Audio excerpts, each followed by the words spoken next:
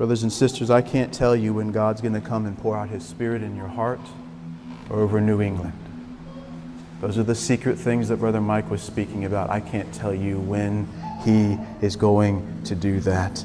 But I can tell you this, it will not be apart from steadfast devotion to prayer. It will not be apart from steadfast devotion to prayer. And I'll encourage you in this. When the Lord does answer that prayer, don't stop praying. When the Lord brings a man into your city, proclaims the gospel, people start getting saved, a church is established by God, there is healthy life and fellowship with Jesus Christ at the center. You're beginning to see lives transformed. Do not stop praying. It is then that we need to pray even more. Now let me ask you a question tonight. Who is the person in your life that you think it's impossible for them to be converted? I want to tell you something. It is impossible. It is as impossible for that person to be converted as it is for a 90-year-old barren woman to have a child. That's what God's saying to you when He calls every Christian Isaac. He says, yes, you'll laugh the laugh of unbelief because it's impossible for them to ever be converted. But what's He say? Is anything too difficult for the Lord? Specifically in connection with the conversion, supernatural birth of people. He wants you to lay hold of this.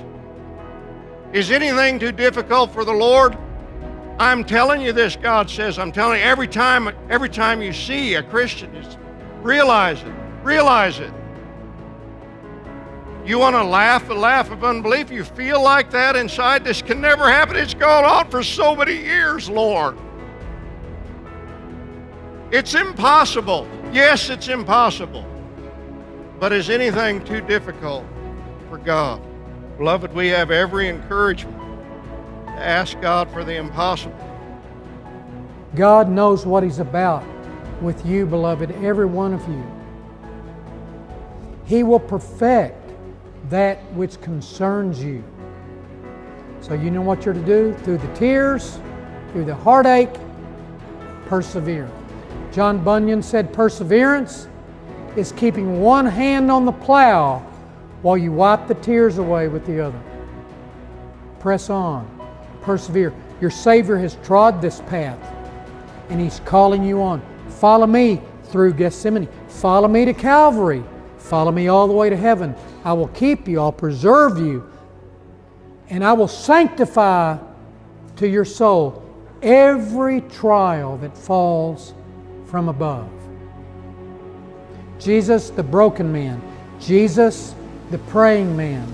Jesus, the victorious man. He's your Savior, and He's with you. If I had told the families of many of you sitting here tonight and said, you know what He's going to be doing?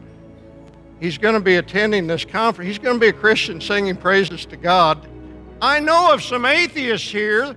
They were atheists 6 months or a year ago or 2 years ago, and they're here tonight singing praises to God. If you had told your family that, they would have laughed.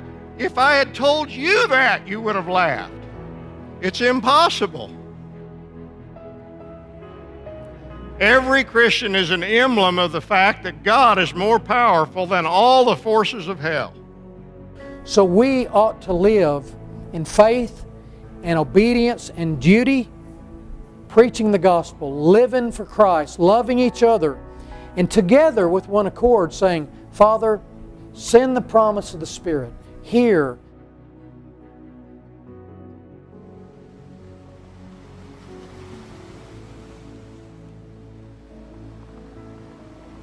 send the promise of the Spirit. Here,